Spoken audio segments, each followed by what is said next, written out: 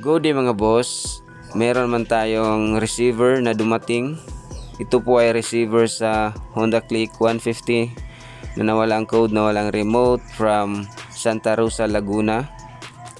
So walang magawa si boss kundi ipadala na lang dito sa Cebu para dito lang gawin ang retrieval of code at pag-program ng bagong remote.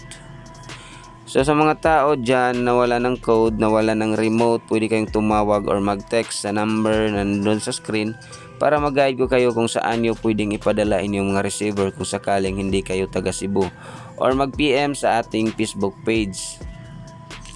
Okay, so ito na po yung receiver ni boss na nawala ng code, nawala ng remote.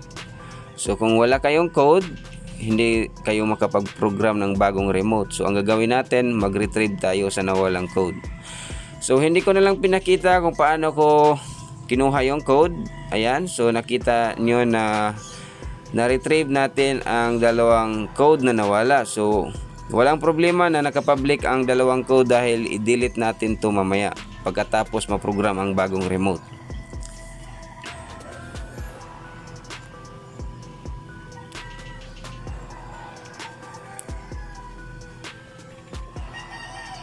So ang gagawin natin ngayon, i-input natin ang 9 digits na code na nakuha natin sa mismong receiver para ma-activate natin ang bagong remote. Alright, so start na nag-input ang tools natin para maging successful ang pag-program natin ng bagong remote. Uulitin ko, kung nasa malayo ka man, hindi ka taga Cebu, pwede kang tumawag or mag-text sa number na nandun sa screen para mag-guide ko kayo kung saan nyo pwedeng ipadala inyong mga receiver kung sakaling hindi kayo taga Cebu, or mag-PM sa ating Facebook page, Rims Fix Garage.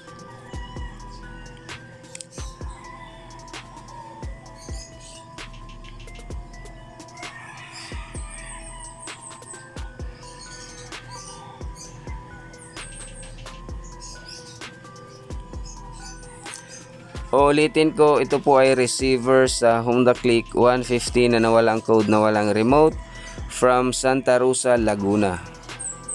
Salamat sa tiwala boss, kahit malayo ka man, nagtiwala ka at pinadala mo dito sa Cebu.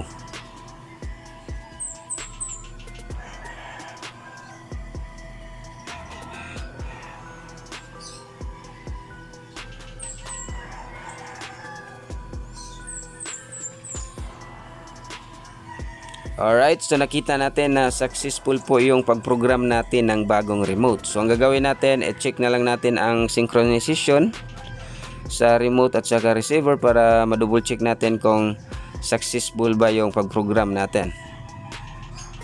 Alright, so good registration between the remote at saka receiver. Okay.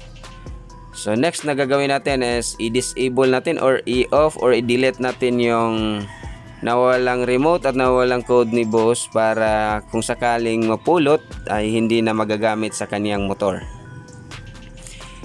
So sundin lang natin ang instruction sa tools para mag-successful yung deleting or off missing key.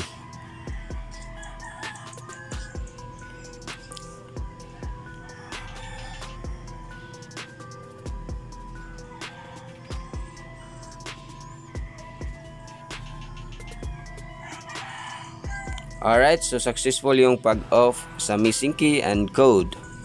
So wala nang alalahanin kung mapulot man sa ibang tao ang remote ni boss. Ang importante na deactivate na. Okay? So hanggang dito na lang tayo at salamat sa palaging panonood sa ating channel at pagsuporta. Okay? Ingat!